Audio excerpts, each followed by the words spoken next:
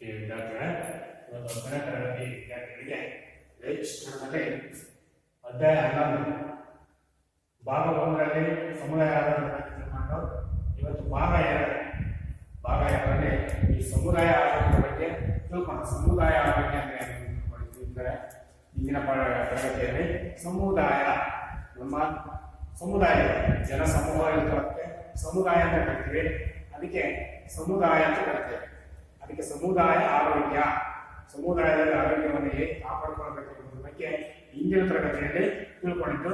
ಅದನ್ನೇ ಇದು ಒಂದ್ಸರಿ ಭಾಗ 2ರಲ್ಲಿ ಉಳಿದ ಭಾಗವನ್ನ ತಿಳ್ಕೊಂಡ ಮೊದಲಲ್ಲಿ ಏನೇನು ಮಾಡಿದ್ವಿ, ತ್ಯಾಜ್ಯ ನಿರ್ವಹಣೆ, ಅದರಲ್ಲಿ ತ್ಯಾಜ್ಯ ನಿರ್ವಹಣೆ ಯಾವ ರೀತಿ ಮಾಡಬೇಕು ಅನ್ನೋದ್ರ ಬಗ್ಗೆ ತಿಳ್ಕೊಂಡಿದ್ವಿ. ವಿದ್ಯಾರ್ಥಿಗಳ ಈ ಕಡೆ ಕೇಳಿ, ತ್ಯಾಜ್ಯ ನಿರ್ವಹಣೆ ಬೇಡವಾದ ವಸ್ತುಗಳು ಸಗಣಿ ಮೊದಲು ಅದು ಬೇಕಾಗುತ್ತೆ. ಆಮೇಲೆ ತ್ಯಾಜ್ಯವನ್ನು ಬೇಡವಾದ ವಸ್ತುಗಳನ್ನು ನಾವು ಉಪಯೋಗಿಸಿ ಬೇಡವಾದಂತಹ ವಸ್ತುಗಳನ್ನು ತ್ಯಾಜ್ಯ ವಸ್ತುಗಳು, ಕಸ ಕಡ್ಡಿ, ಕೊಳಚೆ ಚರಂಡಿಯಲ್ಲಿ ಬರುವಂತಹ ಕಸ ಕಡ್ಡಿಗಳು ತ್ಯಾಜ್ಯ ವಸ್ತುಗಳು. ಮತ್ತೆ ಬಾವಿ ಕೆರೆಗಳ ಸ್ವಚ್ಛತೆ, ಬಾವಿ ಕೆರೆಗಳನ್ನು ಯಾವ ರೀತಿಯಾಗಿ ನಾವು ಸ್ವಚ್ಛವಾಗಿ ಇಟ್ಕೋಬೇಕು ಸಮುದಾಯದಲ್ಲಿ, ನಮ್ಮ ಆರೋಗ್ಯವನ್ನು ಚೆನ್ನಾಗಿ ಇಟ್ಕೋಬೇಕಾದ್ರೆ ನಮ್ಮ ಸಮುದಾಯದ ಕೆರೆಗಳು ಮತ್ತು ಬಾವಿಗಳನ್ನು ಹೇಗೆ ಸ್ವಚ್ಛವಾಗಿ ಇಟ್ಕೋಬೇಕು ಅನ್ನೋದ್ರ ಬಗ್ಗೆ ತಿಳ್ಕೊಂಡಿದ್ದು. ಮತ್ತು ಒಳಚರಂಡಿ, ನಮ್ಮ ಊರುಗಳಲ್ಲಿ ಒಳಚರಂಡಿಗಳನ್ನು ಮಾಡ್ತಾರೆ. ನಮ್ಮ ಮನೆ ಮುಂದುಗಳಲ್ಲಿ ಚರಂಡಿಗಳು ಹಾಕುವುದಿಲ್ಲ, ಎಡಭಾಗಕ್ಕೆ ಬಲಭಾಗಕ್ಕೆ ರೋಡ್ ಅಕ್ಕಪಕ್ಕದಲ್ಲಿ ಒಳಚರಂಡಿಗಳನ್ನ ಮಾಡ್ತಾರೆ. ಮತ್ತೆ ಶುದ್ಧ ಕುಡಿಯುವ ನೀರಿನ ಪೂರೈಕೆ, ಊರುಗಳಲ್ಲಿ ನೀರಿನ ಘಟಕಗಳು ಬಂದಾಗ ಶುದ್ಧ ಕುಡಿಯುವ ನೀರು, ಫಿಲ್ಟರ್ ನೀರು ಪೂರೈಕೆ ಅವ್ರು ಯಾವ ರೀತಿ ಪೂರೈಕೆ ಮಾಡ್ತಾರೆ ಸಮುದಾಯಕ್ಕೆ. ಒಳ್ಳೆಯ ಆರೋಗ್ಯ ಸಿಗಬೇಕು ಅಂತಂದ್ರೆ ಒಳ್ಳೆಯ ನೀರನ್ನು ಕುಡಿಬೇಕಾಗುತ್ತೆ. ಫಿಲ್ಟರ್ ನೀರು, ಶುದ್ಧವಾದ ನೀರನ್ನು ಪೂರೈಕೆ ಯಾವ ರೀತಿ ಮಾಡಬೇಕು ಅನ್ನೋದ್ರ ಬಗ್ಗೆ ತಿಳ್ಕೊಂಡು, ತ್ಯಾಜ್ಯ ನಿರ್ವಹಣೆ ಯಾವ ರೀತಿ ಮಾಡಬೇಕು ಅಂತ ತಿಳ್ಕೊಂಡಿದ್ದು. ಪ್ರತಿ ಸಮುದಾಯದ ಪ್ರತಿ ಮನೆ ಅಥವಾ ಕಟ್ಟಡ ವಾಸಿಗಳು ವಿವಿಧ ರೀತಿಯ ತ್ಯಾಜ್ಯ ವಸ್ತುಗಳನ್ನು ಉತ್ಪತ್ತಿ ಮಾಡುತ್ತಾರೆ. ಈ ತ್ಯಾಜ್ಯ ವಸ್ತುಗಳನ್ನು 2 ಗುಂಪುಗಳಾಗಿ ವಿಂಗಡಿಸಬಹುದು. ಹಿಂದಿನ ತರಗತಿಯಲ್ಲಿ ನಾವು ತಿಳ್ಕೊಂಡು ತ್ಯಾಜ್ಯ ವಸ್ತುಗಳನ್ನೇನು, ಅವನ್ನು ಯಾವ ರೀತಿ ವಿಂಗಡಣೆ ಮಾಡಬೇಕು. ಅವು 2 ರೀತಿಯಲ್ಲಿ ವಿಂಗಡಣೆ ಮಾಡ್ತಾರೆ. ದ್ರವ ಪದಾರ್ಥಗಳ ತ್ಯಾಜ್ಯ ವಸ್ತುಗಳು ಮತ್ತು ಘನ ಪದಾರ್ಥದ ತ್ಯಾಜ್ಯ ವಸ್ತುಗಳು. ಯಾವ್ಯಾವ? ನಿರುಪಯೋಗಿ ವಸ್ತುಗಳು, ಮೂತ್ರ, ಮಲಮೂತ್ರ ಮೊದಲು ಇವು ದ್ರವ ಪದಾರ್ಥಗಳ ಘನ ವಸ್ತುಗಳು. ತ್ಯಾಜ್ಯ ವಸ್ತುಗಳಿವೆ ಯಾವ್ಯಾವು? ನಿರುಪಯೋಗಿ ವಸ್ತುಗಳು, ಬೇಡವಾದ ವಸ್ತುಗಳು, ನಮಗೆ ಬೇಡವಾದ ವಸ್ತುಗಳು ಯಾവുತ್ತವೆ. ಮತ್ತೆ ಮಲಮೂತ್ರ ವಿಸರ್ಜನೆ ಮಾಡಿದಂತಹ ಇವು ದ್ರವ ಪದಾರ್ಥಗಳ ತ್ಯಾಜ್ಯ ವಸ್ತುಗಳು. ಮತ್ತೆ ಘನ ಪದಾರ್ಥಗಳ ತ್ಯಾಜ್ಯ ವಸ್ತುಗಳು ಯಾವ್ಯಾವು? ವಸತಿ ಗೃಹಗಳ, ವಾಣಿಜ್ಯ, ಕೈಗಾರಿಕಾ, ಗಣಿಗಾರಿಕಾ ಮತ್ತು ಕೃಷಿ ಚಟುವಟಿಕೆಗಳಿಂದ ವಿಸರ್ಜನೆಗೊಂಡ ಅಥವಾ ಯಾವುದೇ ಅನಗತ್ಯವಾದ ವಸ್ತು ಪರಿಸರ ಸಮಸ್ಯೆ ಕಾರಣವಾಗಿದ್ದು ಅದನ್ನು ಘನತ್ಯಾಜ್ಯ ವಸ್ತು ಎಂದು ಅರ್ಥೈಸಬಹುದು.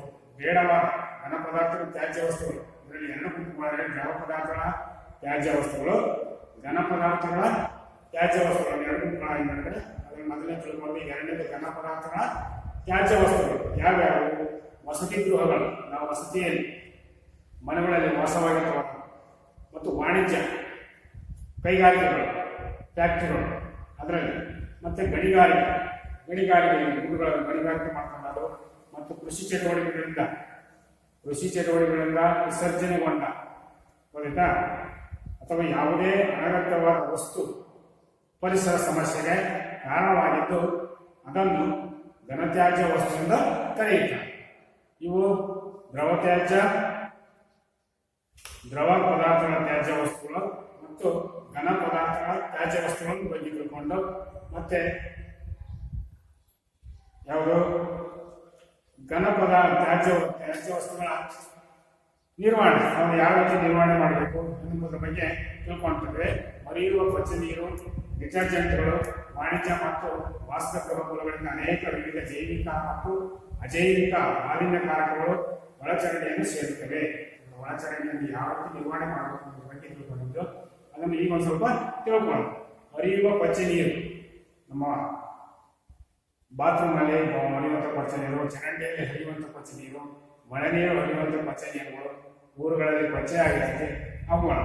ಮತ್ತು ವಾಣಿಜ್ಯ ಮತ್ತು ವಾಸದ ಗೃಹ ಮೂಲಗಳಿಂದ ಹೇಳಿದ್ದಾರೆ ಇವಾಗ, ವಾಸದ ಗೃಹ ಮೂಲಗಳಿಂದ ಅನೇಕ ವಿವಿಧ ಜೈವಿಕ ಮತ್ತು ಅಜೈವಿಕ ಮಾಲಿನ್ಯಕಾರಕಗಳು ಒಳಚರಂಡಿಯನ್ನು ಸೇರುತ್ತವೆ. ಭಾರತದ ಗ್ರಾಮೀಣ ಪ್ರದೇಶಗಳಲ್ಲಿ ಬೃಹತ್ ಮುಖ್ಯ ತ್ಯಾಜ್ಯ ವಸ್ತುಗಳು ಮತ್ತು ಚರಂಡಿಗಳ ಕೊಳಚೆಗಳನ್ನು ಶೇಖರಣೆ ಮಾಡುವುದಕ್ಕೆ ಮತ್ತು ವಿಸರ್ಜಿಸುವುದಕ್ಕೆ ಯಾವುದೇ ಸೂಕ್ತವಾದ ವ್ಯವಸ್ಥೆ ಇರುವುದಿಲ್ಲ. ನೋಡಿ, ಇವನ್ನ ವ್ಯವಸ್ಥಿತವಾಗಿ ನಾವು ಏನ್ ಮಾಡಿದ್ರು ಚರಂಡಿಗಳ ವ್ಯವಸ್ಥಿತವಾಗಿ ಇರೋದಿಲ್ಲ ಊರುಗಳಾಗ ಹೊರಗೆ. ಮತ್ತು ಬಾವಿ ಕೆರೆಗಳ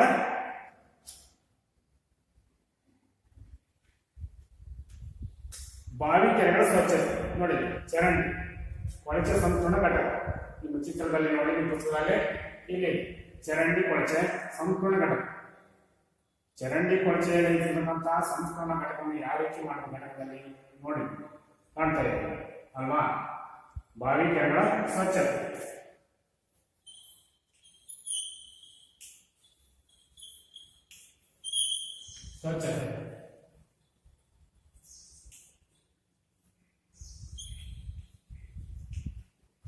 ಯಾವ ರೀತಿ ಮಾಡಬೇಕು? ಬಾವಿ ಕೆರೆಗಳ ಸ್ವಚ್ಛತೆ. ಬಾವಿಗಳ ಸ್ವಚ್ಛತೆ. ಬಾವಿಗಳಲ್ಲಿ ತೆರೆದ ಬಾವಿ ಮತ್ತು ಕೊಳವೆ ಬಾವಿ ಎಂದು ಎರಡು ವಿಧಗಳಿವೆ ನೋಡಿ. ಈ ಬಾವಿಗಳಲ್ಲಿ ತೆರೆದ ಬಾವಿ ಮತ್ತು ಕೊಳವೆ ಬಾವಿಗಳೆಂಬ ಎರಡು ವಿಧಗಳು. ತೆರೆದ ಬಾವಿ ಅಂದ್ರೆ ಯಾವುದು? ತೆರೆದ ಬಾವಿ ಮತ್ತು ಕೊಳವೆ ಬಾವಿ.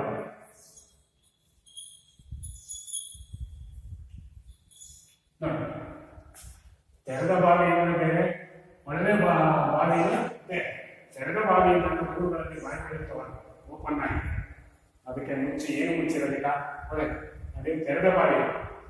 ಊರೊಳಗಡೆ ಹಳೆಯ ಬಾವಿಗಳಲ್ಲಿ ನೋಡಿದಿಲ್ಲ ಊರುಗಳಲ್ಲಿ ತೆರೆದ ಬಾವಿಗಳು ಮತ್ತು ಕೊಳವೆ ಬಾವಿಗಳು. ಕೊಳವೆ ಬಾವಿ ಅಂತಂದ್ರೆ ಇವು ಬೋರ್ವೆಲ್, ಅವು ಕೊಳವೆ ಬಾವಿಗಳು ನೋಡಿ.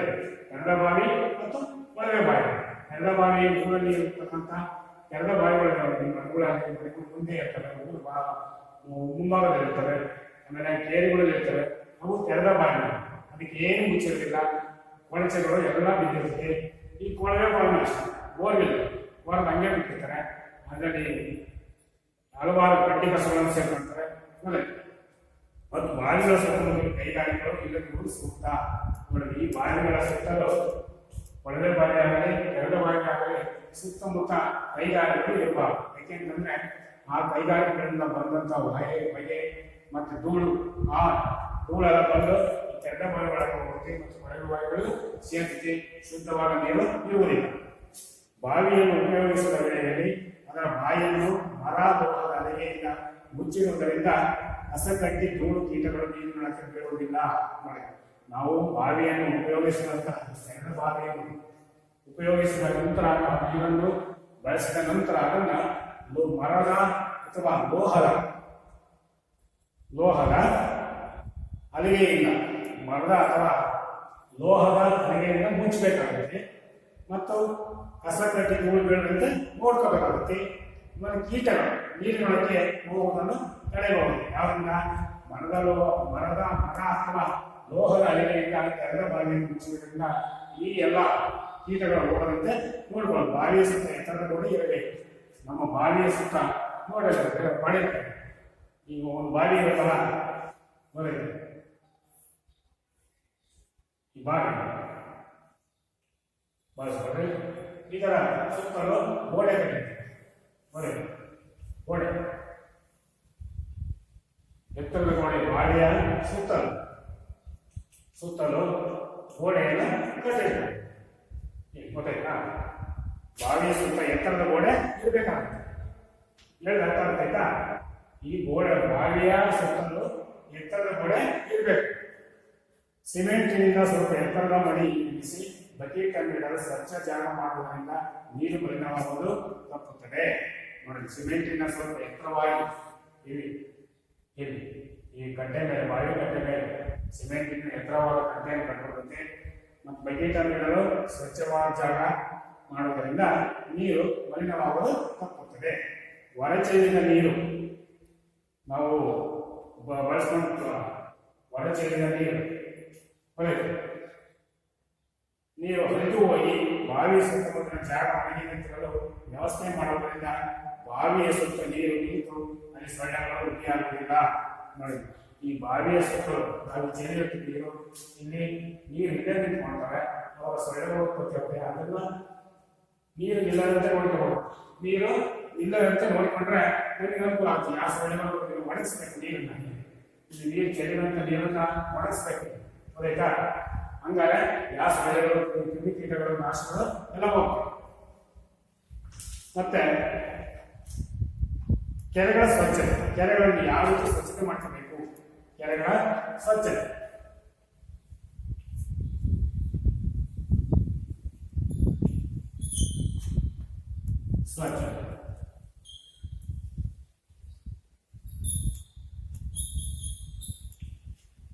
ಕೆರೆಗಳನ್ನು ಯಾವ ರೀತಿ ಸ್ವಚ್ಛತೆ ಮಾಡಬೇಕು?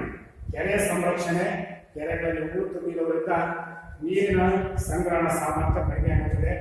ಆದ್ದರಿಂದ ಕೆರೆಗಳಲ್ಲಿ ಹೂಳೆತ್ತುವುದು ಅವಶ್ಯಕ. ನೋಡಿ, ಕೆರೆಗಳನ್ನು ನಾವು ಗುಂಡಿ ಆಕಾರದಲ್ಲಿ ಮಾಡಬೇಕಾಗುತ್ತೆ.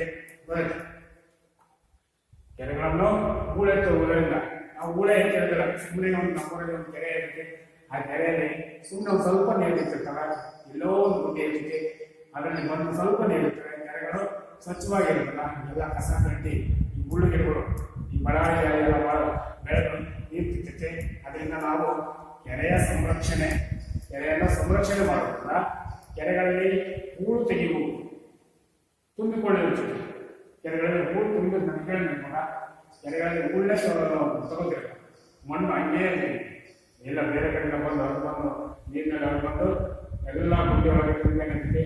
ಕೆರೆ ಗುಂಡಿಯಾಗಿರೋದಿಲ್ಲ, ನೀರು ಸ್ವಚ್ಛವಾಗಿರಬೇಕು. ಅದರಿಂದ ಕೆರೆಗಳನ್ನು ಹೂಳೆತ್ತಿಸ್ಬೇಕು, ಆ ಮಣ್ಣನ್ನು ತುಂಬಿದಂಥ ಮಣ್ಣನ್ನು ಹೊರ ಹಾಕಿಸ್ಬೇಕು. ಮತ್ತೆ ನೀರಿನ ಸಂಗ್ರಹಣ ಸಾಮರ್ಥ್ಯ ಕಡಿಮೆ ಆಗುತ್ತದೆ. ಅದರಿಂದ ನೀರಿನ ಸಂಗ್ರಹಣ ಸಾಮರ್ಥ್ಯ ಇವಾಗ ಈಗ ಒಂದು ಕೆರೆ ನಮ್ಮೂರಲ್ಲಿ, ಆ ಕೆರೆಯಲ್ಲಿ ನಾವು ಹೂಳೆ ತಕ್ಷಣ ವರ್ಷದಿಂದ ಸುಮಾರು ನಾವು ಹೂಳೆ ಎತ್ತಿಸಿಲ್ಲ. ಅವಾಗ ಕೆರೆಯಲ್ಲಿ ಬಂದು ಕಸ ಕಡ್ಡಿ ಬಂದಿರ್ತೀವಿ, ಮುಳ್ಳುಗಡೆಲ್ಲ ಬೆಳೆದಿರ್ತೀವಿ. ಮತ್ತೆ ಈ ಮಣ್ಣು ಈ ಮಳೆ ಬಂದಾಗ ಹೊರಗೆ ಬಂದು ಮಣ್ಣೆಲ್ಲ ತುಂಬಿರುತ್ತೆ. ಅವಾಗ ಕೆರೆ ಹೂಳು ಜಾಸ್ತಿ ಆಗಿರ್ತದೆ, ಮಣ್ಣು ಫುಲ್ಲು ತುಂಬಿಟ್ಟು ಕೆರೆಯಲ್ಲೇ ಗೊತ್ತಾಗಲ್ಲ. ಅದರಿಂದ ನಾವು ಯಾವಾಗ 5 ವರ್ಷಕ್ಕೊಮ್ಮೆ ಆಗಲಿ ಇಲ್ಲ 2 ವರ್ಷಕ್ಕೊಮ್ಮೆ ಆಗಲಿ ನಾವು ಕೆರೆಗಳ ಮಣ್ಣನ್ನು ಹೂಳೆತ್ತಿಸುವುದು ಒಳ್ಳೆಯದು, ಕಸ ಕಡ್ಡಿಗಳನ್ನು ತೆಗೆಯುವುದು ಒಳ್ಳೆಯದು, ಸ್ವಚ್ಛವಾಗಿ ಇಟ್ಟುಕೊಳ್ಳುವುದು ನಮಗೆ ಒಳ್ಳೆಯದು. ಕೆರೆಗಳನ್ನು ಹೂಳೆತ್ತುವುದು ಅವಶ್ಯಕ. ಕೆರೆಗಳನ್ನು ಹೂಳೆತ್ತುವುದು ನಮಗೆ ಒಳ್ಳೆಯದಾದ ಅವಶ್ಯಕವಾಗಿ ಬೇಕೇ ಬೇಕು. ಬಹುಪಾಲು ಕೆರೆಗಳು ಮಳೆಯನ್ನು ಆರಂಭಿಸುವುದರಿಂದ ಬೇಸಿಗೆಯಲ್ಲಿ ಒತ್ತಿ ಹೋಗುತ್ತವೆ. ನೋಡಿ, ಈಗ ನಮ್ಮೂರಲ್ಲಿ ಕೆರೆ ಇದೆ ಅಂತಂದರೆ ಅದಕ್ಕೆ ಬರೇ ಮಳೆ ನೀರು ಅಷ್ಟೇ ಸಂಗ್ರಹ, ಬೇರೆ ಕಡೆಯಿಂದ ನೀರು ಎಲ್ಲೂ ಬರೋದಿಲ್ಲ. ಅದರಿಂದ ಹಲವಾರು ಈ ಬೇಸಿಗೆ ಟೈಮಲ್ಲಿ ಏನು ಮಾಡ್ತವೆ, ನೀರೇ ಇರೋದಿಲ್ಲ ಕೆರೆ ಒಳಗೆ. ಯಾಕೆ ಅಂತಂದರೆ ಹೂಳೆಲ್ಲ ತುಂಬಿಕೊಂಡಿರ್ತೈತೆ, ಹೂಳು ಎತ್ತಿಸಿರುವುದಿಲ್ಲ, ಗುಂಡಿ ಕಡಿಮೆ ಇರ್ತೈತೆ, ಆಳವು ಕಡಿಮೆ ಇರ್ತೈತೆ. ಅದರಿಂದ ಈ ಅವನು ಆ ಕೆರೆಗಳು ಬರೇ ಬೇಸಿಗೆ ಮಳೆ ನೀರನ್ನು ಅವಲಂಬಿಸ್ತದೆ. ಮಳೆ ಬಂದಂಥ ನೀರು ಮಾತ್ರ ಹೋಗಿರ್ತೈತೆ. ಬೇಸಿಗೆ ಟೈಮಲ್ಲಿ ಏನಾಗುತ್ತೆ, ಫುಲ್ಲು ಒಣಗಿ ಹೋಗಿರುತ್ತೆ, ಬತ್ತಿ ಹೋಗಿರ್ತವೆ ಎಲ್ಲ. ಅದರಿಂದ ನಮಗೆ ಅನಾನುಕೂಲ. ಕೆರೆಗಳಲ್ಲಿ ದನಕರುಗಳಿಗೆ ಸ್ನಾನ ಮಾಡಿಸಬಾರದು. ನೋಡಿ, ನಾವೇನು ಮಾಡ್ತೀವಿ, ಕೆರೆಗಳಲ್ಲಿ ದನಕರುಗಳು ಪಾತ್ರೆ ತೊಳೆಯೋದು, ಬಟ್ಟೆಗಳನ್ನು ತೊಳೆಯೋದು, ಕೊಳಚೆ ಇವನ್ನೆಲ್ಲ ತೊಳೆಯೋದು ಮಾಡ್ತೀವಿ. ಹೋದೆ ಅವಾಗ ನೀರೇನಾಗುತ್ತೆ, ಮಲಿನ ಸ್ವಚ್ಛವಾಗಿರೋದಿಲ್ಲ, ಬಳಸಕ್ಕೆ ನಮಗೆ ಸ್ವಚ್ಛವಾಗಿರೋದಿಲ್ಲ. ಅದರಿಂದ ದನಕರುಗಳನ್ನು ಮೈ ತೊಳೆದು ಬಿಡಬೇಕು, ಬಟ್ಟೆ ತೊಳೆದು ಬಿಡಬೇಕು. ಬೇರೆ ಕಡೆ ಇಟ್ಕೊಂಡು ತೊಳೆಯೋದ ಬಟ್ಟೆಗಳನ್ನು, ಮತ್ತೆ ಪಾತ್ರೆಗಳನ್ನು ತೊಳೆಯೋದು, ಇನ್ಯಾವ ವಸ್ತುಗಳನ್ನು ತೊಳೆಯೋದು, ಕೆಟ್ಟ ವಸ್ತುಗಳನ್ನು. ಆದರೆ ಕೆರೆಗಳನ್ನು ಆ ಕೆರೆಗಳಲ್ಲಿ ಇಂತಹವನ್ನು ತೊಳೆಬಾರದು. ಗೊತ್ತಾಯ್ತು? ದನಕರುಗಳ ಮೈಗಳಾಗಲಿ ಮತ್ತೆ ಪಾತ್ರೆಗಳಾಗಲಿ ಸ್ನಾನ ಮಾಡೋದಾಗಲಿ, ನಾವು ಕೆರೆಗಳಲ್ಲಿ ಸ್ನಾನ ಮಾಡೋದ್ರಿಂದಲೂ ನೀರಿನ ಮಲತೆ ಹೋಗುತ್ತೆ. ಅದರಿಂದ ಇವನ್ನೆಲ್ಲವನ್ನು ಬಿಡಬೇಕು. ಪಾತ್ರೆ ಮತ್ತು ಬಟ್ಟೆಗಳನ್ನು ತೊಳೆಯಬಾರದು. ಪಾತ್ರೆಗಳು ಮತ್ತು ಬಟ್ಟೆಗಳನ್ನು ಈ ಕೆರೆಗಳಲ್ಲಿ ತೊಳೆಯಬಾರದು. ಬೇರೆ ಕಡೆ ನೀರನ್ನು ಬೇರೆ ಕಡೆ ಸಂಗ್ರಹ ಮಾಡ್ಕೊಂಡು ನೀರನ್ನು ನಿಂತ್ಕೊಂಡ್ಬಂದು ಬಟ್ಟೆ ತೊಳೆಯಲಾಗಲಿ ಪಾತ್ರೆಗಳನ್ನು ತೊಳೆದಾಗಿ ಮಾಡುವುದರಿಂದ ನಮಗೆ ಕೆರೆಗಳಲ್ಲಿ ಮಲಿನತೆ ಕಡಿಮೆ ಆಗುತ್ತೆ. ಮತ್ತು ಕೆರೆಯ ಸುತ್ತಮುತ್ತ ಸ್ವಚ್ಛವಾಗಿರುವಂತೆ ನೋಡಿಕೊಳ್ಳಬೇಕು. ನಮ್ಮ ಕೆರೆಯ ಸುತ್ತಮುತ್ತ ಸ್ವಚ್ಛವಾಗಿರಬೇಕು, ನೋಡಬೇಕು. ಗಿಡ ಗಂಟೆಗಳನ್ನು ಬೆಳೆದಂಗೆ, ಆಮೇಲೆ ಕೆಟ್ಟ ಹೊಲಸು ಇರದಂಗೆ, ಈ ಮಲಮೂತ್ರ ವಿಸರ್ಜನೆ ಮಾಡಿರ್ತಾರೆ ಕೆರೆ ಸುತ್ತಮುತ್ತ. ಅಲ್ಲೇ ಕೆರೆ ಸುತ್ತಮುತ್ತ ಮಲ ವಿಸರ್ಜನೆ ಮಾಡ್ಬಿಟ್ಟು ಅಲ್ಲೇ ತೊಳ್ಕೊಂಡ್ಬಂದ್ಬಿಡೋದು. ಅದರಿಂದ ಅವನ್ನೆಲ್ಲ ಮಾಡಬಾರ್ದು. ಕೆರೆಯ ಸುತ್ತಮುತ್ತ ನಾವು ಸ್ವಚ್ಛವಾಗಿಟ್ಕೊಂಡ್ರೆ ನಮಗೆ ಒಳ್ಳೆಯ ಪರಿಶುದ್ಧವಾದ ನೀರು ಸಿಗುತ್ತೆ. ಕೆರೆಗಳಲ್ಲಿ ಕಸವನ್ನು ಹಾಕಬಾರದು. ನಾವೇನು ಮಾಡ್ತೀವಿ, ಮನೆಗಳಲ್ಲಿ ಇರ್ತಕ್ಕಂಥ ಕಸಗಳನ್ನ ತಗೊಂಡು ಕೆರೆಗಳ ಹಾಕೋದು, ಹೋಗದೆ ಕೆರೆಯೊಳಗೆ ಹಾಕಿಬರೋಕ್ಕಾಗಲ್ವ ಅಂತೇಳಿ ನಾವು ಬಳಸ್ತೀವಿ. ಅದನ್ನ ಮಾಡಬಾರ್ದು. ನೀರು ಸ್ವಚ್ಛವಾಗಿರ್ಬೇಕು ಅಂತಂದ್ರೆ ಕೆರೆಗಳಲ್ಲಿ ಕಸ ಹಾಕುವುದನ್ನು ತಪ್ಪಿಸಬೇಕು. ನಾವು ನಿಗದಿಪಡಿಸಿದಂತಹ ಒಂದು ಗುಂಡಿಯಲ್ಲಿ ಆ ಕಸವನ್ನು ಹಾಕಬೇಕಾಗ್ತದೆ. ಮತ್ತೆ ಕೆರೆಯ ಸುತ್ತ ಕಟ್ಟೆಯನ್ನು ಕಟ್ಟುವುದರಿಂದ ನೀರು ಮಲಿನವಾಗದಂತೆ ಮತ್ತು ಕೆರೆ ಸ್ವಚ್ಛವಾಗಿರುತ್ತೆ ನೋಡಿಕೊಳ್ಳಬಹುದು. ನೋಡಿ, ಇದೊಂದು ಕೆರೆ ಇದ್ದಪ್ಪ ಅಂತಂದ್ರೆ ಅದರ ಸುತ್ತಲೂ ಗೋಡೆಯನ್ನು ಕಟ್ಟಿಸಿದ್ರೆ ಒಳ್ಳೆಯದು.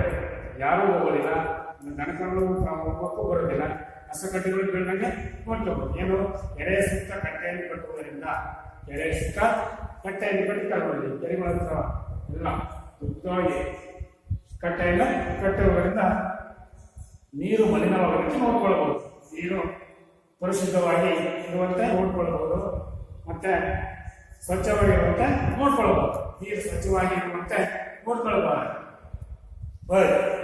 ತೆರೆದ ಚರಂಡಿಗಳಲ್ಲಿ ಹರಿಯುವ ಸಂಸ್ಕರಣೆಗೊಳಪಡಿಸಿದ ನೀರು ಸಮೀಪದ ಕೆರೆಗಳನ್ನು ಸೇರದಂತಿರಬೇಕು. ನೋಡಿ, ತೆರೆದ ಚರಂಡಿಗಳಲ್ಲಿ ಹರಿಯುವ ಸಂಸ್ಕರಣೆಗೊಳಪಡಿಸದ ನೀರು ಸಮೀಪದ ಕೆರೆಗಳನ್ನು ಸೇರದಂತಿರಬೇಕು. ನೋಡಿ, ಈ ನಮ್ಮ ಒಳಚರಂಡಿಗಳಲ್ಲಿ ನೀರು ಕೆಟ್ಟ ನೀರು ಹೊರತು ಬರ್ತಿರ್ತವೆ. ಅವೇನ್ ಮಾಡ್ತಾರೆ ಅಂದ್ರೆ ಸೀದಾ ಕೆರೆ ಒಳಗೆ ಬಿಟ್ಟಿರ್ತಾರೆ. ಈ ಫ್ಯಾಕ್ಟ್ರಿಗಳು ಏನ್ ಮಾಡ್ತಾರೆ, ಈ ನದಿಗಳಿಗೆಲ್ಲ ನೀರು ಬಿಟ್ಟಿರ್ತಾರೆ. ಅವರು ಕಾರ್ಖಾನೆಗಳಲ್ಲಿ ಬಳಸಿದಂಥ ಕೆಟ್ಟ ಬಳಸಿದ ನೀರುಗಳನ್ನ ನಮ್ಮ ಈ ನದಿಗಳಲ್ಲಿ ಬಿಟ್ಟಿರ್ತಾರೆ. ಅವು ನೀರು ಮಲಿನವಾಗ್ತವೆ. ನಾವು ಅವನ್ನೇ ಕುಡಿತೀವಿ, ಅವಾಗ ನಮ್ಮ ಆರೋಗ್ಯ ಕೆಟ್ಟು ಹೋಗುತ್ತೆ. ಅದರಿಂದ ಆ ನದಿಗಳಿಗೆ ಹೋದಂಗೆ ಈ ಒಳಚರಂಡಿಗಳಲ್ಲಿ ಹರಿ ಬರುವಂತಹ ನೀರನ್ನ ಕೆರೆಗಳಿಗೆ ಬಿಡದಂತೆ ಬೇರೆ ಕಡೆ ಬಿಡುವಂತೆ ವ್ಯವಸ್ಥೆ ಮಾಡ್ಕೊಳ್ಬೇಕು. ಇಲ್ಲಪ್ಪ ನಾವು ಕೆರೆ ಒಳಗೆ ಬಿಡ್ತೀವಿ ಅಂತಂದ್ರೆ ನೀರು ಮಲಿನವಾಗುತ್ತೆ. ಅವಾಗ ಏನಾಗುತ್ತೆ, ನೀರು ಫುಲ್ ಕೆಟ್ಟು ಹೋಗ್ಬಿಟ್ಟು ನಾವು ಅವನ್ನೇ ಸೇವನೆ ಮಾಡೋದ್ರಿಂದ ನಮಗೆ ಹಲವಾರು ಕೆಟ್ಟ ಕಾಯಿಲೆಗಳು, ರೋಗ ರುಜಿನಗಳು ನಮ್ಮ ದೇಹಕ್ಕೆ ಉಂಟಾಗ್ತವೆ. ಅವನ್ನ ಆ ನೀರು ಸೇರಿದಂತೆ ಅಲ್ಲಿ ನೋಡ್ಕೋಬೇಕು.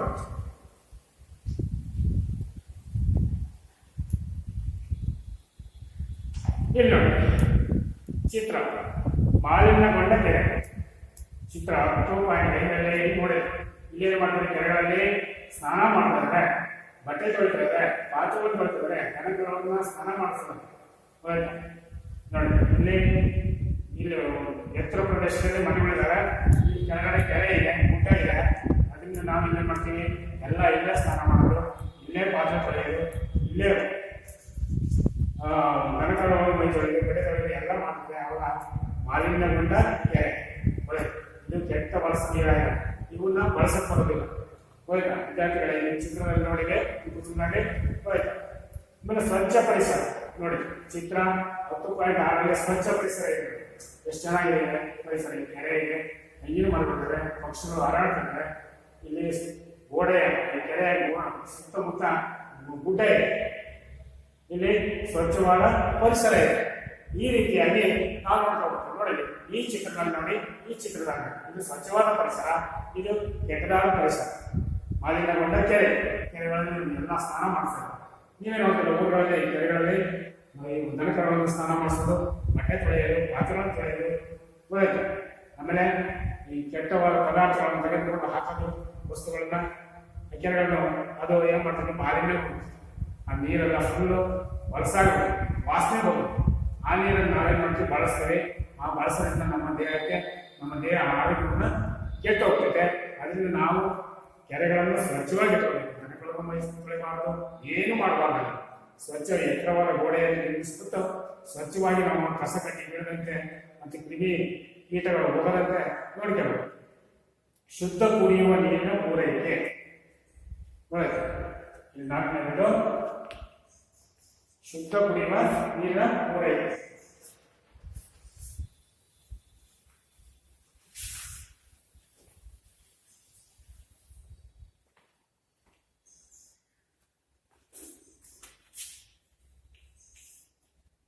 ಶುದ್ಧ ಕುಡಿಯುವ ನೀರಿನ ಪೂರೈಕೆ.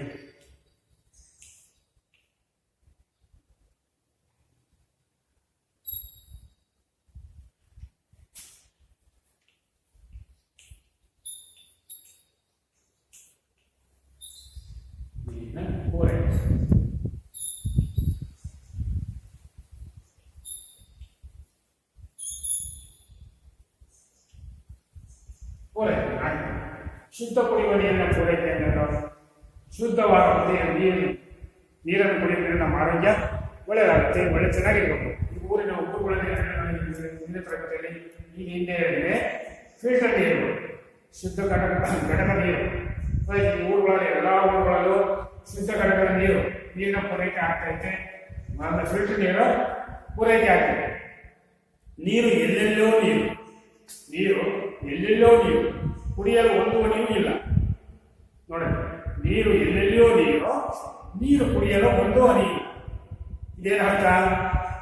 ಎಲ್ಲ ಕಡೆಗೂ ನೀರಿದ್ದಾವೆ, ಶುದ್ಧವಾದ ಕುಡಿಯೋ ನೀರಿಲ್ಲ, ಎಲ್ಲೆಲ್ಲೋ ನೀರು. ಆದರೆ ಒಂದು ಹನಿಯೂ ನೀರಿಲ್ಲ, ಕುಡಿಯಲು ಒಂದು ಹನಿ ಆಗಿದೆ ನೀರು ಸಿಗ್ತಾ ಇದೆ. ತುಂಬಾ ಕೆರೆಗಳಿದ್ದಾವೆ, ನದಿಗಳಿದ್ದಾವೆ, ಅದರಿಂದ ನದಿಗೆ ಕುಡಿಯಲು ಒಂದು ಹನಿಯೂ ನೀರಿಲ್ಲ, ಶುದ್ಧವಾದ ಒಂದು ಹನಿಯೂ ನೀರಿಲ್ಲ. ಫುಲ್ಲು ಮಾಲಿನ್ಯವಾಗಿರ್ತಕ್ಕಂಥ ನೀರು ಅಲ್ಲಿ ಎಲ್ಲ ಕೆಟ್ಟ ಮನಸ್ಸು ಮಾಡಿರ್ತಾರೆ, ಅವು ನೀರು ಕುಡಿಯಕ್ಕೆ ಬರಬೇಕು. ಅದರಿಂದ ಎಲ್ಲೆಲ್ಲೂ ನೀರು ಕಾಣ್ತಿದ್ದಾವೆ, ಆದರೆ ಒಂದು ಹನಿಯೂ ಕೂಡ ಕುಡಿಯುವ ನೀರು ಸಿಗ್ತಾ ಇಲ್ಲ ನಮಗೆ. ಅನೇಕ ದೇಶಗಳ ಕುಡಿಯುವ ನೀರಿನ ಪರಿಸ್ಥಿತಿಯನ್ನು ಕುರಿತು ಕೋಲ್ ರಿಡ್ಜಾ ಅವರು ಬಹಳ ಉತ್ತಮವಾಗಿ ಉಲ್ಲೇಖಿಸಿದ್ದಾರೆ ನೋಡಿ. ಅನೇಕ ದೇಶಗಳ ಕುಡಿಯುವ ನೀರಿನ ಪರಿಸ್ಥಿತಿಯನ್ನು ಕುರಿತು ನೀರಿನ ಪರಿಸ್ಥಿತಿಯನ್ನು ಕುರಿತು ಏನು ಹೇಳಿದ್ರೆ ಕೋಲ್ ರಿಡ್ಜಾ ಅವರು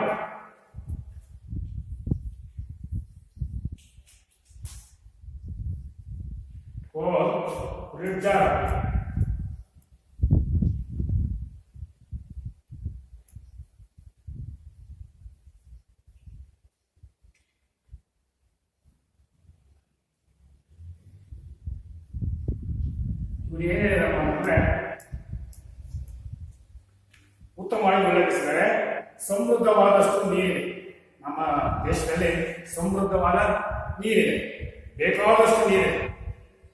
ಈಗ ನದಿಗಳಲ್ಲಿ, ಸಮುದ್ರಗಳಲ್ಲಿ ಬೇಕಾದಷ್ಟು ನೀರಿದೆ. ಆದರೆ ಅದು ಕಲುಷಿತವಾಗಿದ್ದು ಕುಡಿಯಲು ಯೋಗ್ಯವಾಗಿಲ್ಲ ಹೇಳಿದಾರ. ಆದರೆ ಅದು ಈ ಸಮುದ್ರ ನೀರು ಕುಡಿಯಕ್ಕೆ ಬರೋದಿಲ್ಲ, ನದಿಗಳಲ್ಲಿ ಹರಿಯುವ ನೀರನ್ನು ಕುಡಿಯಕ್ಕೆ ಬರೋದಿಲ್ಲ. ಆದರೆ ಶುದ್ಧವಾದ ನೀರು, ಬೇಕಾದಷ್ಟು ನೀರಿದೆ ನಮ್ಮ ದೇಶದಲ್ಲಿ, ಆದರೆ ಶುದ್ಧವಾದ ನೀರು ಇಲ್ಲವೇ ಇಲ್ಲ ಕುಡಿಯಕ್ಕೆ. ಕುಡಿಯಲು ಯೋಗ್ಯವಾಗಿಲ್ಲ, ಅವು ಕುಡಿಯಕ್ಕೆ ಯೋಗ್ಯವಾಗಿಲ್ಲ. ಕುಡಿಯುವ ನೀರು ಮಾನವನ ಬದುಕಲು ನೆರವಾಗುತ್ತದೆ ನೋಡಿ. ಕುಡಿಯುವ ನೀರು ಮಾನವನ ಬದುಕಲು ನೆರವಾಗುತ್ತದೆ. ಯಾವುದು? ಕುಡಿಯುವ ನೀರು ದೇವರ ಮಾನವನ ಬದುಕಲು, ನಾವು ಬದುಕಲು ನೆರವಾಗುತ್ತದೆ. ಯಾವುದು? ಕುಡಿಯ ನೀರು. ಇತರ ಜೀವಿ ಸಂಕುಲಗಳಿಗೂ ನೆರವಾಗುವುದು, ಬೇರೆ ಜೀವಿಗಳು, ಪ್ರಾಣಿಗಳಿಗೆ. ಪ್ರಾಣಿಗಳಿಗೂ ಈ ಕುಡಿಯುವ ನೀರು ಸಹಕಾರಿಯಾಗುತ್ತದೆ. ಇತರ ಜೀವಿ ಸಂಕುಲಗಳಿಗೂ ನೆರವಾಗುವುದು. ಆದರೆ ಕಲುಷಿತ ನೀರು ಮನುಷ್ಯನ ಆರೋಗ್ಯವನ್ನು ಕೆಡಿಸುತ್ತದೆ. ನಾನು ಹೇಳಿದ್ನಲ್ಲ, ಕಲುಷಿತ ನೀರು ಮನುಷ್ಯನ ಆರೋಗ್ಯವನ್ನು ಕೆಡಿಸುತ್ತದೆ. ಶುದ್ಧವಾದ ನಾವು ನೀರನ್ನು ಉಪಯೋಗಿಸ್ತಾ ಇದ್ರೆ, ಕಲುಷಿತ ನೀರನ್ನು ನಾವು ಬಳಸಿದರೆ ನಮ್ಮ ಆರೋಗ್ಯ ಕೆಟ್ಟು ಹೋಗುತ್ತಲ್ಲ. ನಾವು ಆರೋಗ್ಯವಾಗಿರಲು, ಸಮಾಜದಲ್ಲಿ ಆರೋಗ್ಯವಾಗಿರಲು ಸಾಧ್ಯವಾಗುವುದಿಲ್ಲ. ಯಾಕೆಂದರೆ ಕಲುಷಿತ ನೀರನ್ನು ಬಳಸಿರ್ತೀವಿ. ಅದರಿಂದ ನಾವು ಶುದ್ಧವಾದ ನೀರನ್ನ ಕುಡಿಯಬೇಕು, ಬಳಸಬೇಕು. ಪ್ರತಿಯೊಂದು ಮಾನವನಿಗೆ ಆಹಾರಕ್ಕಿಂತಲೂ ನೀರು ಬಹಳ ಅಗತ್ಯವಾದದ್ದು. ಒಂದು ದಿವಸ ಊಟ ಮಾಡಿದ್ರು ತಡ್ಕೊಳ್ತೀವಿ, ಆದ್ರೆ ಒಂದು ಗಂಟೆ ನೀರಿನ ಕುಡಿದಂಗೆ ನಿಂತ್ಕೊಂಡ್ರೆ ನಾವು ತಡ್ಕೊಳಕ್ಕಾಗೋದಿಲ್ಲ. ಆದ್ರೆ ಮನುಷ್ಯನಿಗೆ ಅತಿ ಅವಶ್ಯಕವಾದ ವಸ್ತು ಅಂತಂದ್ರೆ ನೀರು, ಶುದ್ಧವಾದ ನೀರು. ಅದರಿಂದ ಮಾನವನಿಗೆ ಆಹಾರಕ್ಕಿಂತಲೂ, ನಾವು ತಿನ್ನುವಂತ ಆಹಾರಕ್ಕಿಂತಲೂ ನೀರು ಬಹಳ ಅಗತ್ಯವಾಗುತ್ತೆ. ನಾನು ಇವಾಗ ಹೇಳಿದ್ನಲ್ಲ, ಏನೋ ನಾವು ಒಂದು ದಿವಸ 2 ದಿವಸ ಊಟ ಮಾಡ್ದಂಗಿದ್ರೆ, ಆಹಾರ ತಿನ್ನಂಗಿದ್ರೆ ತಡ್ಕೊಂತೀವಿ. ಆದ್ರೆ ನೀರು ಕುಡಿದ್ರೆ ಇದ್ರೆ ಜೀವ ನಿಂತು ಹೋಗುತ್ತೆ. ಅದರಿಂದ ನಾವು ಆಹಾರಕ್ಕಿಂತಲೂ ಅತಿ ಮುಖ್ಯವಾದದ್ದು ನೀರು. ಯಾರಿಗೆ? ಮನುಷ್ಯನಿಗಾಗಲಿ ಪ್ರಾಣಿಗಳಿಗಾಗಲಿ ಅತಿ ಮುಖ್ಯವಾದದ್ದು ನೀರು. ಶುದ್ಧ ಕುಡಿಯುವ ನೀರನ್ನು ಪೂರೈಕೆ ಮಾಡಬೇಕಾದ್ದು ಸಮುದಾಯದ ಆರೋಗ್ಯ ಸೇವೆಗಳಲ್ಲಿ ಮೂಲಭೂತವಾಗುವುದಾಗಿರುತ್ತದೆ ನೋಡಿ. ಶುದ್ಧ ಕುಡಿಯುವ ನೀರನ್ನು ಪೂರೈಕೆ ಮಾಡಬೇಕಾಗಿದ್ದು ಸಮುದಾಯದ ಆರೋಗ್ಯ. ಶುದ್ಧ ನೀರನ್ನು ಕುಡಿಯುವ ನೀರನ್ನು ಪೂರೈಕೆ ಮಾಡುವುದು ಯಾರು? ಸಮುದಾಯದ ಆರೋಗ್ಯ. ನಮ್ಮ ಸಮುದಾಯ ಜನಗಳು ಆರೋಗ್ಯ ಸೇವೆಗಳಲ್ಲಿ ಮೂಲಭೂತವಾಗಿರುತ್ತದೆ. ಶುದ್ಧವಾದ ನೀರೆಂದರೆ ಕೊಳೆ, ಬ್ಯಾಕ್ಟೀರಿಯಾ, ಪರಾವಲಂಬಿ ಜೀವಿಗಳು ಆಗಿಲ್ಲದಿರುವುದು ಎಂದರ್ಥ. ಶುದ್ಧವಾದ ಕುಡಿಯುವ ನೀರು ಅಂದ್ರೆ ಯಾವಪ್ಪ ಅಂತಂದ್ರೆ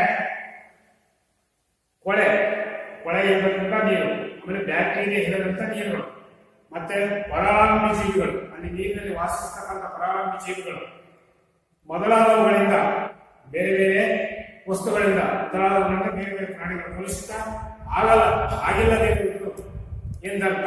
ಪರಿಶುದ್ಧವಾದ ನೀರು ಅಂದ್ರೆ ಗೊತ್ತಾಯ್ತ? ಯಾವ್ಯಾವುದು? ಕೊಳೆ, ಬ್ಯಾಕ್ಟೀರಿಯಾಗಳು, ಪರಾವಲಂಬಿ ಜೀವಿಗಳು, ಇದರಿಂದ ದೂರ ಇರತಕ್ಕಂಥ ನೀರನ್ನು ನಾವು ಶುದ್ಧವಾದ ಕುಡಿಯುವ ನೀರೆಂದು. ಶುದ್ಧವಾದ ನೀರಿನ ಸಮುದಾಯಕ್ಕೆ ಬಹಳ ಅಗತ್ಯ. ಶುದ್ಧವಾದ ನೀರು, ಶುದ್ಧ ಕುಡಿಯುವ ನೀರಿನ ಪೂರೈಕೆ ನಮ್ಮ ಸಮುದಾಯಕ್ಕೆ ಅಗತ್ಯವಾಗಿ ಬೇಕೇ ಬೇಕು, ಬಹಳ ಅಗತ್ಯ ಬೇಕು. ಆಹಾರಕ್ಕಿಂತಲೂ ನೀರು ಅತ್ಯವಶ್ಯಕವಾಗಿ ಬೇಕೇ ಬೇಕಾಗುತ್ತೆ. ಶುದ್ಧವಾದ ನೀರು ಆರೋಗ್ಯ ಜೀವನಕ್ಕೆ ಬಹಳ ಅಗತ್ಯವಾದದ್ದು. ಶುದ್ಧವಾದ ನೀರು ಆರೋಗ್ಯ ಜೀವನಕ್ಕೆ ಬಹಳ ಅಗತ್ಯವಾಗಿ ಬೇಕೇ ಬೇಕು. ಭಾರತದಲ್ಲಿ ಮತ್ತು ಇತರೆ ಅಭಿವೃದ್ಧಿ ಆಗುತ್ತಿರುವ ದೇಶಗಳಲ್ಲಿ ಶುದ್ಧವಾದ ನೀರಿನ ಕೊರತೆ ಇದ್ದರೆ ಅನೇಕ ಅನಾರೋಗ್ಯದ ಸಮಸ್ಯೆಗಳು ಉಂಟಾಗುತ್ತವೆ. ನೋಡಿ, ಭಾರತದಲ್ಲಿ ಮತ್ತು ಇತರೆ ಅಭಿವೃದ್ಧಿ ಆಗುತ್ತಿರುವ ದೇಶಗಳಲ್ಲಿ ಶುದ್ಧವಾದ ನೀರು ಇಲ್ಲದಿರುವುದರಿಂದ ಅನೇಕ ವ್ಯಕ್ತಿಗಳು, ಮನುಷ್ಯನು ಅನೇಕ ಅನಾರೋಗ್ಯದ ಸಮಸ್ಯೆಗಳು ಉಂಟಾಗ್ತಿದ್ದಾವೆ. ಬೇರೆ ಬೇರೆ ಕಾಯಿಲೆ ಉತ್ಪತ್ತಿಯಾಗಿದೆ. ಯಾಕಂದ್ರೆ ನಾವು ಒಳ್ಳೆಯ ಶುದ್ಧವಾದ ನೀರನ್ನು ಕುಡಿಯುವುದಿಲ್ಲ, ಬಳಸುವುದಿಲ್ಲ. ಕೆಟ್ಟ ಮಲಿನವಾದ ನೀರುಗಳನ್ನು ಬಳಸ್ತಾರೆ. ಆದರೆ ಆ ನೀರನ್ನು ಬಳಸುವುದರಿಂದ ನಮ್ಮ ಮನುಷ್ಯನ ದೇಹದ ಮೇಲೆ ಹಲವಾರು ಕಾಯಿಲೆಗಳು ಅನಾರೋಗ್ಯದಿಂದ ಬಳಸಿರ್ತಾನೆ. ಆದ್ದರಿಂದ ಶುದ್ಧವಾದ ನೀರನ್ನು ಕುಡಿಯುವುದಕ್ಕೆ ಬಳಸಬೇಕು. ಭಾರತದಲ್ಲಿ ಸುರಕ್ಷಿತ ನೀರನ್ನು ಪೂರೈಕೆ ಮಾಡಿದರೆ 50% ರೋಗ ರುಜಿನಗಳನ್ನು ಕಡಿಮೆ ಮಾಡುವುದೆಂದು ತಜ್ಞರು ಅಂದಾಜು ಮಾಡಿದ್ದಾರೆ. ನೋಡಿ, ಭಾರತದಲ್ಲಿ ಸುರಕ್ಷಿತ ನೀರನ್ನು, ಶುದ್ಧವಾದ ನೀರನ್ನು ಪೂರೈಕೆ ಮಾಡಿದರೆ 50% ಜನ ಬದುಕ್ತಾರೆ ಅಂತ ಹೇಳ್ತಾ ಇದ್ದಾರೆ ತಜ್ಞ.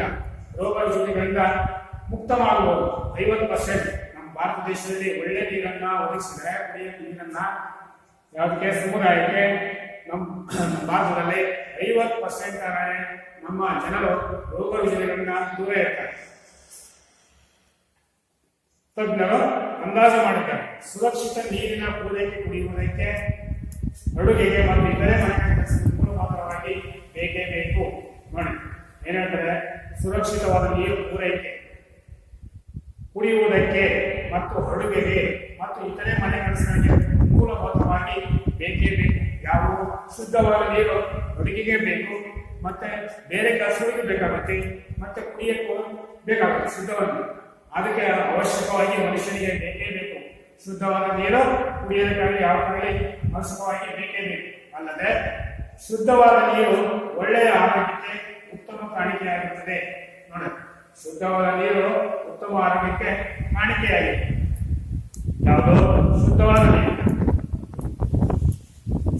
ಅಲ್ಲದೆ ಶುದ್ಧವಾದ ನೀರು ಒಳ್ಳೆಯ ಆರೋಗ್ಯಕ್ಕೆ ಉತ್ತಮ ಕಾಣಿಕೆಯಾಗಿದೆ. ವೈಯಕ್ತಿಕವಾಗಿ ಮತ್ತು ಸಮುದಾಯದ ಪ್ರಯತ್ನಶೀಲ ಚಟುವಟಿಕೆಯಿಂದ ಸುರಕ್ಷಿತವಾದ ನೀರನ್ನು ಒದಗಿಸಲು ಸಾಧ್ಯ. ನೋಡಿ, ಏನ್ ಹೇಳ್ತಾರೆ ಅಂತಂದ್ರೆ, ವೈಯಕ್ತಿಕವಾಗಿ, ನಮ್ಮ ವೈಯಕ್ತಿಕವಾಗಿ ಮತ್ತು ಸಮುದಾಯದ ಪ್ರಯತ್ನಶೀಲ ಚಟುವಟಿಕೆಯಿಂದ ಸುರಕ್ಷಿತವಾದ ನೀರನ್ನು ಒದಗಿಸಲು ಸಾಧ್ಯ. ನೋಡಿ, ನಾವು ವೈಯಕ್ತಿಕವಾಗಿ ಮತ್ತು ಸಮುದಾಯ ಪ್ರಯತ್ನಶೀಲ ನಾವು ಪ್ರಯತ್ನ ಮಾಡಿದ್ರೆ ಅಶುದ್ಧವಾದ ನೀರನ್ನ ಕುಡಿತೀವಿ. ಅದನ್ನು ನಾವೇನ್ ಮಾಡಬೇಕು? ಶುದ್ಧವಾಗಿ ಮಾತ್ರ ಕುಡಿಬೇಕಾಗುತ್ತೆ. ನಾವು ವೈಯಕ್ತಿಕವಾಗಿ ಪ್ರಯತ್ನ ಮಾಡಬೇಕು ಮತ್ತು ಸಮುದಾಯದಲ್ಲೂ ಸಹ ಶುದ್ಧವಾದ ನೀರನ್ನು ತರಲು ಪ್ರಯತ್ನ ಮಾಡಬೇಕು. ಸುಮ್ಮನೆ ಕುತ್ಕೊಂಡ್ರೆ ಆಗೋದಿಲ್ಲ. ಬೇಡ, ಅವನ್ನೇ ಬಾವಿ ನೀರು ಕೊಡಲಾಗ್ತು, ಕೊಳವೆ ನೀರನ್ನು ಕೊಡಲಾಗ್ತು ಅಂತಂದ್ರೆ ಹಲವಾರು ರೋಗ ರುಜಿನಗಳು ನಮ್ಮ ದೇಹಕ್ಕೆ ಅಂಟಿಕೊಳ್ತವೆ. ಅದರಿಂದ ನಾವು ಪ್ರಯತ್ನ ಮಾಡಬೇಕು. ಒಳ್ಳೆ ನೀರನ್ನು ಕುಡಿಬೇಕು, ಒಳ್ಳೆ ನೀರನ್ನು ಘಟಕವನ್ನು ತಯಾರಿಸಬೇಕು ಅನ್ನೋದು ವೈಯಕ್ತಿಕವಾಗಿ ಮತ್ತು ಸಮುದಾಯದಲ್ಲೂ ಸಹ ಸಹಕಾರ ನೀಡಬೇಕು. ಸುರಕ್ಷಿತವಾದ ನೀರು ಎಂದರೆ ಹಾನಿಕಾರಕ ರೋಗಗಳಿಂದ ರಾಸಾಯನಿಕ ಪದಾರ್ಥಗಳನ್ನು ಮುಕ್ತವಾಗಿರಬೇಕು. ನೋಡಿ, ಸುರಕ್ಷಿತವಾದ ನೀರು ಯಾವಪ್ಪ? ಈ ಹೇಳಿದ ಹಾನಿಕಾರಕ ರೋಗಾಣುಗಳಿಂದ, ರಾಸಾಯನಿಕ ಪದಾರ್ಥಗಳಿಂದ ಮುಕ್ತವಾಗಿರಬೇಕು. ಹಾನಿಕಾರಕ ರೋಗಾಣುಗಳಿಂದ, ಅಲ್ಲಿ ಹಾನಿಕಾರಕ ರೋಗಾಣುಗಳಿರ್ತವೆ ನೀರಿನೊಳಗೆ, ಆಮೇಲೆ ರಾಸಾಯನಿಕ ಪದಾರ್ಥಗಳನ್ನು ಹಾಕಿರ್ತಾರೆ ನೀರಿನೊಳಗೆ. ಅದರಿಂದ ಮುಕ್ತವಾದ ನೀರಿರಬೇಕು. ಒಳ್ಳೆಯ ಆರೋಗ್ಯ ಪಡ್ಕೋಬೇಕಂದ್ರೆ ಕೀಟಾಣುಗಳು ಇರಬಾರ್ದು, ರಾಸಾಯನಿಕ ಇವು ಇರಬಾರ್ದು. ಪದಾರ್ಥಗಳನ್ನು ಹಾಕಿರಬಾರದು. ಅವು ಶುದ್ಧವಾದ ನೀರು, ಮುಕ್ತವಾಗಿರಬೇಕು, ಅಡುಗೆ ಮಾಡಲು ಯೋಗ್ಯವಾಗಿರಬೇಕು. ನಾವು ನಮ್ಮ ಆಹಾರ ತಿಂತೀವಲ್ಲ ಅದನ್ನು ಮಾಡಲು, ಆಹಾರವನ್ನು ತಯಾರಿಸಲು, ಅಡುಗೆ ಮಾಡಲು ಒಳ್ಳೆ ಶುದ್ಧವಾದ ನೀರನ್ನು ಬಳಸಬೇಕು. ಮಾಲಿನ್ಯದಿಂದ ಹೊರತಾದ ಶುದ್ಧ ನೀರಿನ ಪೂರೈಕೆಯನ್ನು ಕುಡಿಯಬಹುದಾದ ನೀರು ಎನ್ನುವರು. ಮಾಲಿನ್ಯದಿಂದ ಹೊರತಾದ ಶುದ್ಧ ನೀರಿನ ಪೂರೈಕೆಯನ್ನು ಕುಡಿಯಬಹುದಾದ ನೀರು ಎನ್ನುವರು. ಮಾಲಿನ್ಯ ಹೊರತಾಗಿ, ಕೆಟ್ಟ ಮಾಲಿನ್ಯ ಹೊರತಾಗಿ ಇರುವಂತಹ ನೀರುಗಳು ಶುದ್ಧವಾದ ನೀರು ಪೂರೈಕೆಯನ್ನು ಕುಡಿಯಬಹುದಾದ ನೀರು ಎನ್ನುತ್ತೇವೆ. ಇವು ಕುಡಿಬಹುದು ಅನ್ನುವ ಅಷ್ಟರಲ್ಲಿ ಅವು ನೋಡ್ಕೋಬೇಡ. ಒಳ್ಳೆ ಪರಿಸರ ಮಾಲಿನ್ಯದಲ್ಲಿ ಶುದ್ಧವಾದ ನೀರನ್ನು ಬಳಸ್ಕೊಳ್ಳುತ್ತೆ. ಈ ಮಾಲಿನ್ಯಗೊಂಡಂಥ ನೀರನ್ನು ಕುಡಿಬಾರ್ದು. ಒಳ್ಳೆಯ ಶುದ್ಧವಾದ ನೀರು, ಪರಿಶುದ್ಧವಾದ ನೀರನ್ನು ನಮ್ಮ ಆರೋಗ್ಯಕ್ಕೆ ನಮ್ಮ ಮನುಷ್ಯರು ಕುಡಿಬೇಕಾಗುತ್ತೆ. ಅದರಿಂದ ಈ ನೀರನ್ನು ಮಾಲಿನ್ಯ ಮಾಡಬಾರ್ದು. ಕೆರೆಗಳಲ್ಲಾಗಲಿ, ಬಾವಿಗಳಲ್ಲಾಗಲಿ, ಕೊಳವೆ ಬಾವಿಗಳಲ್ಲಾಗಲಿ ಶುದ್ಧವಾಗಿ ನಮ್ಮ ಸಮುದಾಯದಲ್ಲಿ ಚೆನ್ನಾಗಿ ಇರುವಂತೆ, ಕಸ ಕಡ್ಡಿಗಳು ಹೋದಂತೆ, ಕ್ರಿಮಿಕೀಟಗಳು ಹೋದಂತೆ, ದನಕರುಗಳು ಸ್ನಾನ ಮಾಡದಂತೆ, ಬಟ್ಟೆ ತೊಳೆದಂತೆ, ನಾವು ಸ್ನಾನ ಮಾಡಬೇಕು. ಕೆರೆಗಳಲ್ಲಿ ದೂರ ತಂದು ಸ್ನಾನ ಮಾಡೋದ್ರಿಂದ ಒಳ್ಳೆ ಅವು ಒಳ್ಳೆ ಶುದ್ಧವಾದ ನೀರಾಗುತ್ತೆ. ಮತ್ತು ಸಂಪೂರ್ಣ ಘಟಕದಿಂದ ನೀರು ಪೂರೈಕೆ ಮಾಡುವುದು ಒಳ್ಳೆ. ನಾವು ಶುದ್ಧವಾದ ನೀರು, ಈ ಫಿಲ್ಟರ್ ನೀರು ಅಂತ ಹೇಳ್ತೀವಲ್ಲ, ಅವು ಕುಡಿಯೋದನ್ನ ಆಹಾರಕ್ಕೂ ಬಳಸಬೇಕಂತೆ, ಅಡಿಗೆ ಮಾಡಕ್ಕೂ ಬಳಸ್ಬೋದು, ಕುಡಿಯಕ್ಕೂ ಬಳಸ್ಬೋದು. ಇಷ್ಟು ಸಮುದಾಯ ಆರೋಗ್ಯದ ಬಗ್ಗೆ ಇದುವರೆಗೆ ತಿಳ್ಕೊಂಡು ಭಾಗ 2 ತಿಳ್ಕೊಂಡು ಇಲ್ಲಿಗೆ ಇವತ್ತಿನ ಪಾಠವನ್ನು ಮುಗಿಸೋಣ. Thank you.